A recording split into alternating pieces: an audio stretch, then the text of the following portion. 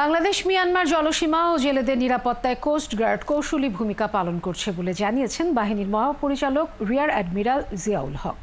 তিনি বলেছেন, জেলেরা মাঝে মধ্যে মিয়ানমার সীমান্তে চলে আসে সেই অঞ্চলের নিয়ন্ত্রণে থাকা আরাকান আর্মির হাতে আটক হন, তবে সমঝোতার মাধ্যমে আবারও ছাড়িয়ে আনা হয়। তিনি আরও জানান, তাদের কঠোর অবস্থানের কারণে সুন্দরবন সীমান্তে আর পুশিন হচ্ছে না।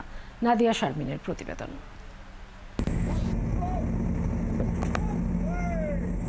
প্রশান্ত ভারত ও দক্ষিণ এই তিন মহাসাগর এবং তাসমান, প্রবাল, তিমুর আর আরাফুরা এই চার সমুদ্রে ঘেরা দেশ অস্ট্রেলিয়া। চারপাশের এই বিশাল সমুদ্র সীমার নিরাপত্তা, মানব পাচার রোধ কিংবা সন্ত্রাস দমনে অত্যাধুনিক প্রযুক্তি সমৃদ্ধ একটি বর্ডার ফোর্স গড়ে তুলেছে দেশটি। অস্ট্রেলিয়ার এই বাহিনী এবার তাৎক্ষণিক তথ্য, জ্ঞান ও প্রযুক্তির বিনিময়ে হাতে হাত রেখে কাজ করতে চায় বাংলাদেশ কোস্টগার্ডের সাথে। অস্ট্রেলিয়ান মেরিটাইম বর্ডার কমান্ড ও জয়েন্ট এজেন্সি টাস্ক ফোর্স এবং অপারেশন সার্ভেইলেন্স বর্ডার্সের কমান্ডারের নেতৃত্বে প্রতিনিধি দলটি বাংলাদেশ কোস্টগার্ড সদর দপ্তর পরিদর্শন শেষে সাংবাদিকদের সে কথাই জানালেন। It's a partnership, a relationship. We will cooperate to get after some of the quite significant transnational crimes. বাংলাদেশের পক্ষ থেকেও শেখার আছে শেখানোরও অনেক কিছু, জানান কোস্টগার্ড মহাপরিচালক। We have placed to them also that it's not only they are going to offer the trainings, we are also reciprocate. ভারতের পুশিন নিয়ে প্রশ্নের জবাবে তিনি জানান, সীমান্তে নিজেদের শক্ত অবস্থানের কথাও।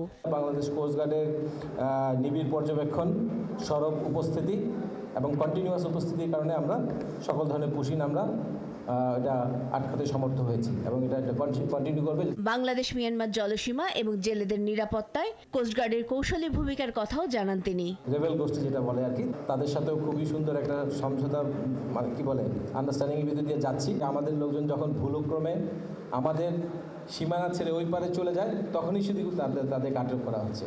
আমাদের দেশে সীমানার ভিতরে এই পর্যন্ত এই ধরনের কোনো ঘটনা ঘটেনি, ঘটবে না ইনশাল্লাহ। বহুল আলোচিত সেন্ট মার্টিন দ্বীপের বর্তমান হালচাল প্রসঙ্গেও কথা বলেন মহাপরিচালক। সেন্ট মার্টিনে কোনো সমস্যা নাই, এটা আমাদের আইল্যান্ড, এখানে আমাদের লোকজন বসবাস করছে, ওখানে কোনো ধরনের কোনো নিরাপত্তামূলক কোনো থ্রেট নাই, কোনো কিছুই নাই।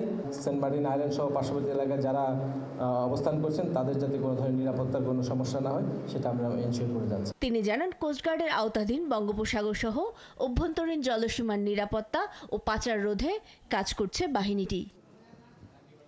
নাদিয়া শারমিন, ৭১, ঢাকা।